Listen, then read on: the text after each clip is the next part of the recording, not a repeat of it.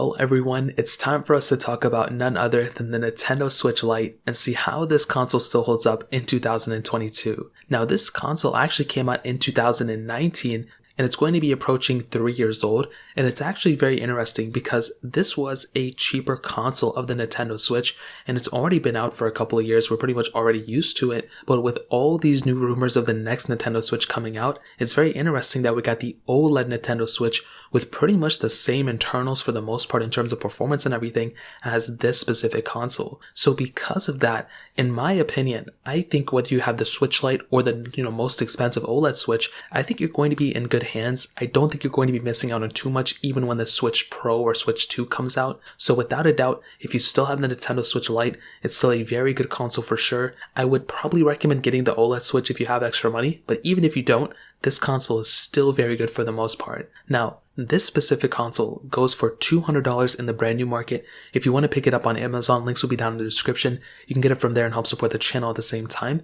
And here's the thing about the Switch Lite. This was a cheaper version of the, original Nintendo Switch. It came in a package that was kind of different than that original Switch though. So we had the Joy-Cons. Unfortunately, they are not detachable. They are built into the console. And there are pros and cons for this, which I'll get into in a minute. You had that beautiful display on the front. I actually do think it's pretty decent compared to the OLED Switch. It's definitely not as good anymore, but this is a very decent panel for the most part. You have a USB Type-C port for charging this thing, SD card slot, which is really awesome, and that really pretty much covers it. There's not a whole lot else. I mean, you have the game slot, volume buttons, all that other stuff, but for the most part, it's a pretty, decent console with some decent I/O for the most part. Now, you have the same type of experience as this console as you do on the Nintendo Switch and on the OLED Switch in terms of portability mode. So if you're trying to play these games, you're going to get the same type of experience. The main thing and two main disadvantages that you're getting with this console is, a little bit of a smaller display, which is okay for some people,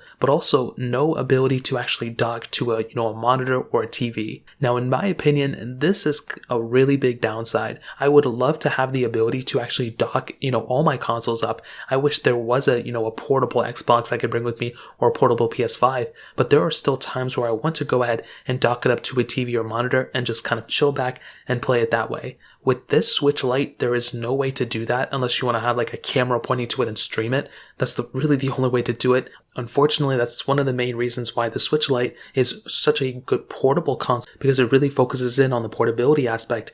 Unfortunately, with the no ability to dock it to a TV, that's why I think the Switch or the OLED Switch are so much better options for you, because you're getting that kind of dual purpose console. So that's the first thing. Again, not a crazy big deal, but if that's something you want to do, that you plan on like kicking back and just kind of chilling on a sofa or just like on your computer chair and just playing a game on your monitor, you're not going to be able to do that on the Nintendo Switch Lite. So definitely keep that in mind. However, in terms of everything else, it's kind of the same thing. My only other issue with the Switch Lite is the Joy-Cons. Unfortunately, they are not removable. Now, the problem with this is sometimes with the Switch Lite joysticks, they can actually drift, and I've made several videos on my second channel that actually explains this, and pretty much what happens is they kind of drift, and at least with the original Switch and the OLED Switch, you can go ahead and actually remove them and change them. In this specific case, if they drift, I think you have to call Nintendo and have them fix it for you or something like that. So that covers up some of the bad things that have kind of happened with this Switch Lite for the last few years, but every other thing about this Nintendo Switch Lite is beautiful still. I mean, the gaming library this thing has is extremely powerful. You have to keep in mind, this thing has the same type of gaming library and pretty much performance as the original and OLED Nintendo Switch. So because of that, you are getting such a wide array of games that you can choose from. You have all those Animal Crossings now, you have, Mario's, and there are more and more games being added all the time. This year specifically, it looks like we're going to be getting a lot of crazy games. But on top of that, I mean, this thing is really only becoming more and more available. One of the biggest issues for the last couple of years was buying a Switch Lite. Now, you can probably, rest assured if you walk to a Best Buy or wherever, GameStop even, you may be able to find some in stock around you. So that just allows you to actually buy a Nintendo Switch Lite even easier than before. So that was one issue that I've personally had.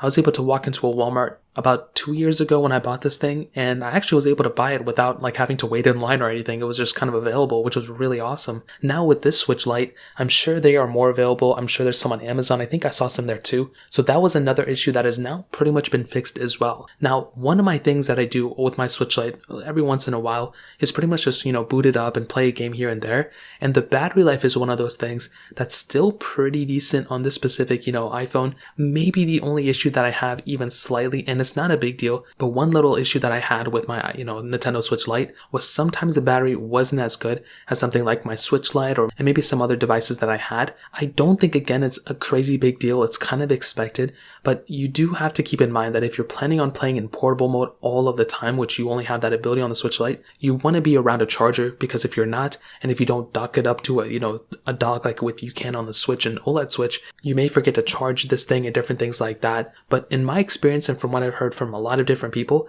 the Switch Lite, in terms of really everything you're going to do with it, is still going to be perfectly fine. And here's the thing that I've been kind of saying over and over again: the future of these consoles is so vast. This thing is not going to be outdated, I don't even think, for the next 10 years. If you look at something like the Nintendo DS Lite, which is very, very similar to the Switch Lite, that console is still kind of relevant. Although it's not getting any more games or anything like that, the gaming library that that console had and has right now is crazy. There are so many games out for that thing, and because that is also backwards compatible with Game Boy Advance games, that made the DS Lite a very legendary console. And I still have mine. I don't play it as much, but it's still a very cool console. With the Nintendo Switch Lite, on the other hand, in my opinion, this kind of falls in the same suit. This console is going to be so future-proofed. To give you some perspective, the original Nintendo Switch came out 5 years ago. This console is only getting more popular. More and more people are buying the Switch and Switch Lite, and if more people buy the Nintendo Switch or the OLED Switch, that is still a win for the Switch Lite. It's not like it's the Switch Lite versus the OLED Switch in reality. It's more so how many people own a Nintendo Switch. Because if more people own the OLED Switch or the original Switch, that's still going to cycle down to the original Nintendo Switch Lite, and we're still going to be getting a ton of games, tons of support, and Nintendo's not just going to leave this in the dust and focus on the next generation yet. With the OLED Switch that just came out, because it has pretty much the same internals as this, console, we know this thing's going to be lasting for a long period of time. So let's just say this thing ends up, no more games are coming out for this thing today or this year. I'm going to tell you the Nintendo Switch Lite is still here to stay. There are so many games out for this thing right now that you can easily just go ahead, pick up this thing today, and you can play all the games that came out for the last 5 years and still have a very, very good time with it. So ultimately, it goes without saying, the Nintendo Switch Lite is still completely worth it in 2022. I think this console has a lot going for it. I think it's a beautiful console for sure. It's not perfect. If you have a little bit more money, I would highly recommend picking up the original Switch or the OLED Switch. But if for some reason, because of constraints, you can't pick those up, then I think the Nintendo Switch Lite is still a very, very good console for sure, and it's only getting better throughout time. If you wait until the end of this year, you're probably going to be in a better situation. If you wait till 2 years from now, you're still going to get a console that's, very, very powerful for sure. So in terms of that pretty much covers it up. If you guys have any other questions or anything, let me know in the comment section below. Hit the like button, that would mean so much, but definitely hit that subscribe button. More importantly than everything else, I love every single one of you guys. Hopefully I'll catch you guys in the next video. Peace out till then.